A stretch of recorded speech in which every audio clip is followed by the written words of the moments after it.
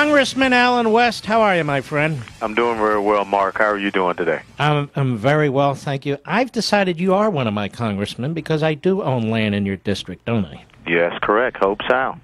It's a great honor, my friend. And I was just up there just this evening. All right. How are the people up there? They're great people. Are they with us or against us? They're with us. As a matter of fact, we had a little meet and greet at Harry and the Natives there right off of Federal Highway 1. Oh, that's great. Yeah. Now, Congressman, the libs really despise you, which is one of the reasons I think you're terrific.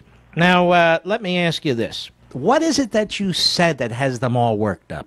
Well, we had a little listening tour town hall event up at Jensen Beach, and the question was asked of me, did I think that there were Marxist socialists in Congress? And, I ended up bringing up the issue of the Congressional Progressive Caucus and the fact that, back at the turn of the century, communists decided to change their name to progressives, but still the basic principles that they operate under are still the same.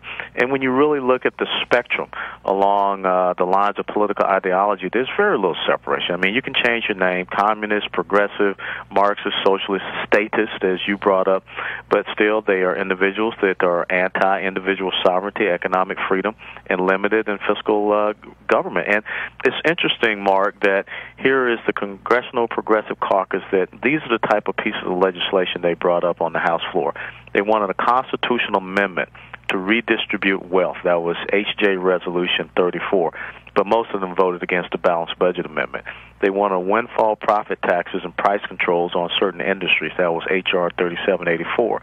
And they wanted to have higher taxes on those deemed by themselves of the government as earning too much, and that was H.R. 1124. So, these are individuals that really do have, principles that are counter to the fundamental principles of this constitutional republic. Now, I don't hold anything against them if that's what they believe in, but don't get mad at me because I brought it up to the American people because I thought we were supposed to be transparent. Isn't it amazing when you speak the truth how much hell you take for it? I mean, it's amazing. Obviously, these people, you can call them as you have, Fabian socialists, Marxists, statists, whatever they are. What they are not is are capitalists and constitutionalists. So, yes. and yet they attack you viciously. And you got a few newspapers there that are about as left-wing as they come, too. Yes, we do. But the thing is that, incredibly enough, the media, in their search to try to condemn me or attack me or bring up some type of sensational story, didn't do their due diligence, didn't do their research. As you said, they're just repeaters and they're not reporters. So now they have egg on their face because, they're not arguing the point that I brought up. They're arguing the fact that they just don't like that I brought it up. Well, tough on them. I'm going to continue to talk about the truth, and I want to expose them for who they are because I'm sick and tired of every time you turn around on the House floor, they want to say is the Tea Party radical wing of the Republican Party, when the Tea Party is just a constitutional conservative grassroots movement that believes in our economic security, our energy security, our national security, and what American would not want to believe in that. How does that election look in your district? It's a new district. Well, I think it's going to be fine.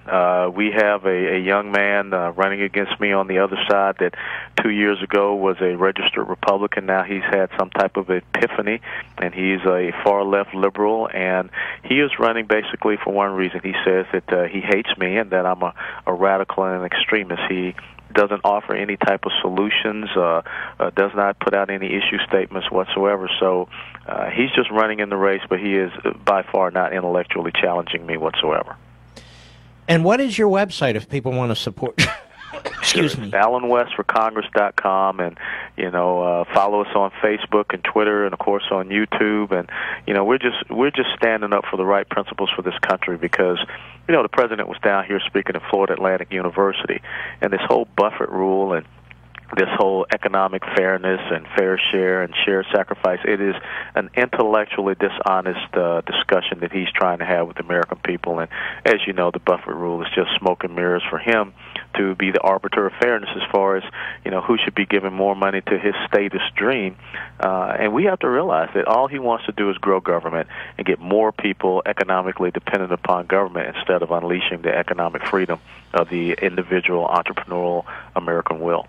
And those things you just talked about, he never talks about. He never talks about entrepreneurship. He never talks about private property. He never talks about individual liberty. Yeah. He never talks about any of those things, does he? And that's the nature of who they are, Mark. And what we have to do as conservatives and the Republican Party is call them out. Being a communist, progressive, Marxist, socialist, statist, we have to draw the contrast between who we are and what we stand for, and how it relates to the writings of our founding fathers, and how it relates to the classical liberal writings of Locke, Hobbes, Montesquieu, Rousseau, and Voltaire, as opposed to what they stand for, the writings of Marx, Engels, and Alinsky. Damn, you're good. Well, I do my research. You do your research, you studied, you've read, and then they go, what are you talking about? Well, you know exactly what you're talking about. Yeah. Well, that's the thing. That's the reason why you're talking to the guy that's the number one target for the Democrat Party. Because think about this: why would they hate an African American male born in the inner city, a career military officer, married 23 years, a wife with an MBA and a PhD, two wonderful daughters? This would be the American success story. I'm the third or fourth generations of military men in my family. They don't want that message out there. That is just counter. That's the antithesis to everything that they want to project, because it is not about individual sovereignty. It's about the collective. Remind people your district, some of the towns, Hobe Sound. What are some of the other towns? Yeah, it is now Congressional District 18, which is the northern part of Palm Beach County. So you got Palm Beach Gardens, Jupiter, Hobe Sound, Stewart, that's Martin County, and then it goes into St. Lucie County, which is Port St. Lucie and Fort Pierce. Beautiful country. It is cattle country, citrus country, and it's called the Treasure Coast. And I'm loving it. It's very peaceful, very quiet, beautiful ports up there. As a matter of fact, Saturday night we'll be visiting the Navy SEAL Museum again, and we'll be speaking to the St. Lucie County GOP up in Port St. Lucie. I'll tell you what, Congressman, if you don't mind, if you'll give my call screener, Mike, a number where I can reach you. I said I would do it. I'm a man of my word. I want to come down there and help you raise some bucks one night if you're open to that.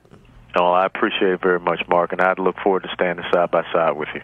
It would be my honor. So don't hang up, Congressman. Mike, let's get a number where I can call the congressman directly. God bless you, my friend.